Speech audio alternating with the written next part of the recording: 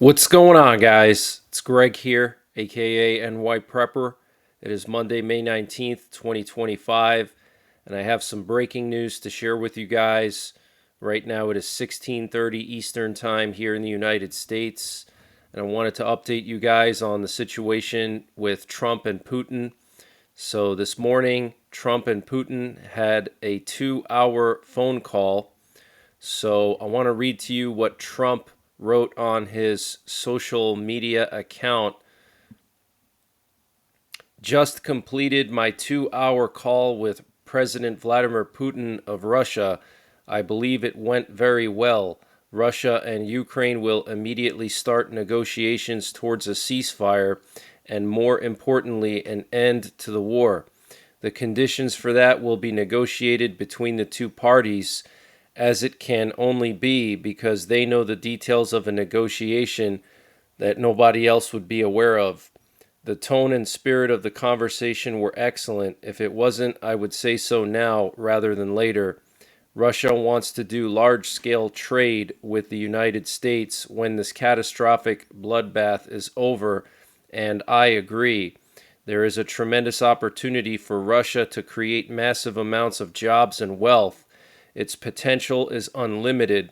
Likewise, Ukraine can be a great beneficiary on trade in the process of rebuilding its country. Negotiations between Russia and Ukraine will begin immediately. I have so informed President Volodymyr Zelensky of Ukraine, Ursula von der Leyen, President of the European Commission, President Emmanuel Macron of France, Prime Minister Giorgia Meloni of Italy, Chancellor Friedrich Merz of Germany, and President Alexander Stubb of Finland during a call with me immediately after the call with Putin. The Vatican, also represented by the Pope, has stated that it would be very interested in hosting the negotiations. Let the process begin. So, huge news. Trump and Putin just wrapped up a phone call. Trump is saying that negotiations will begin immediately, but I'm hearing some contradictory information from inside sources, and I'll get to that in just a minute. But first, I want to update you guys on the missile test that Russia was planning to carry out last night. So they were supposed to launch an RS-24 Yars from an unusual location in the Sverdlovsk Oblast near the settlement of Svobodny. Apparently, the 433rd Regiment of the 42nd Division of the 31st Army of the Russian Strategic Forces is based nearby in Nizhny Tagil. Okay, so apparently Russia did not launch this missile last night, and why, we don't know. Was it because of a failure, or was it that Russia wanted to show goodwill in the phone call with Trump? I don't know. But major breaking news, Russia did not launch the RS-24 Yars last night. There were some concerns that Russia was going to strike Ukraine with it.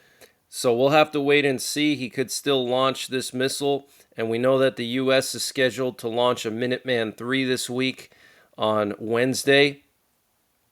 And we'll have to keep an eye out to see how many re-entry vehicles the Minuteman III has when they do the test. If they use 3 re-entry vehicles, it means that the U.S. is in the process of rearming all of its Minuteman missiles after the expiration of the START treaty. And the Kremlin spokesman Dmitry Peskov said Trump's position is neutral and he's genuinely engaged in settlement efforts, unlike European politicians whose stance is openly pro-Ukraine. Putin called the conversation with Trump meaningful, frank, and very useful, according to Russian media. And Vance, the vice president, said Trump will offer Putin economic benefits and restoration of relations with the whole world if he signs a ceasefire. And according to Kremlin aide Yuri Ushakov, Trump and Putin didn't discuss any timeline for a possible ceasefire between Russia and Ukraine during their recent call. In addition, the conversation also focused on a potential 9-for-9 prisoner swap between the U.S. and Russia. Trump reportedly told Putin He's welcome to call him anytime, though no date or location has been set yet for an in-person meeting. So more BS conversations, nothing set in stone. Okay, they were already supposed to have these big talks on Friday in Istanbul, and Russia sent low-level representatives, and Rubio decided not to attend because of that. Nothing really came out of that on Friday. So I don't see any miraculous ceasefire happening unless it's on Putin's terms, okay? Once Putin thinks that a ceasefire is beneficial for him, then he's going to agree to it. But for now, Russia is planning a large summer offensive, and he doesn't want to negotiate further until after the summer offensive, from what I'm hearing. And also, potentially, if there is a ceasefire, Putin could try to attack the Baltics. And there was a meeting between Zelensky and Vance in Rome yesterday, and the Secretary of State Marco Rubio was present at the meeting. And an informed source told Bloomberg that Putin is confident that his forces will be able to breach Ukraine's defenses by the end of the year. And a close advisor to the Kremlin told Bloomberg that Putin is trying to maneuver to ensure the continuation of negotiations while at the same time continuing his military operation. Okay. And the European official told Bloomberg that the leaders of Germany, France, and Britain tried to explain to Trump today that the Russian president is stalling. Okay. And a close advisor to the Kremlin told Bloomberg that Putin is ready for a long-term war if it is required to achieve his goals. Okay, so there's no indication that Putin is ready to stop. And from what I'm hearing, Russia's planning a huge summer offensive. And after the summer offensive is when he's going to go back to the negotiating table. And want to just show you guys what's going on over the U.S. right now. We currently have a strategic bomber airborne over the Black Hills. A B-1 took off from Grand Forks. We have 3 aerial refuelers near the Mexican border, which is pretty unusual. 3 KC-135s. They must be refueling some assets that are patrolling the Mexican border. And the flow of U.S. weapons to Ukraine continues. There have been more Transcom flights to Rzeszów, Poland. And Russia is actively increasing its military personnel near the border with Finland, according to a New York Times article today. You can see the headline right here. The New York Times noted that Russia is building new tents and shelters for fighter jets and warehouses, which indicates the Kremlin's long-term strategy in response to Finland's accession to NATO. Active construction and an increase in equipment has been recorded at bases near the Finnish border, in particular in Kamenka and Alakurta, and also near Estonia. Russia views the Arctic as an important component of its imperial status, and NATO notes that access to the Arctic is the key to great power status for the Kremlin, according to the analysts at the New York Times. And they actually included this satellite picture here, okay, close to the Finnish border and near Estonia, and you can see all these tents here, okay? And here you can see the flight path of a U.S. Transcom flight to Rzeszów, Poland, moving equipment to Ukraine. And we have some initial signs of economic troubles in Russia. Russia's largest agricultural machinery manufacturer, Rostzelmash, announced on Friday that it would furlough all 15,000 of its employees for the month of June due to slumping exports and a sustained market downturn.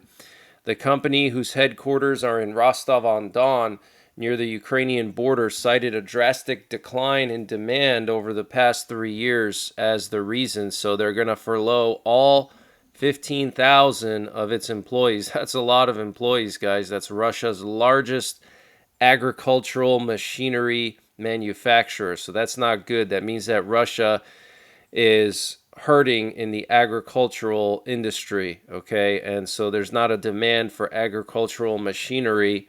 And as a result, this manufacturer who makes the tractors and harvesters and things like that is furloughing all 15,000 of its employees for the whole month of June. Absolutely insane.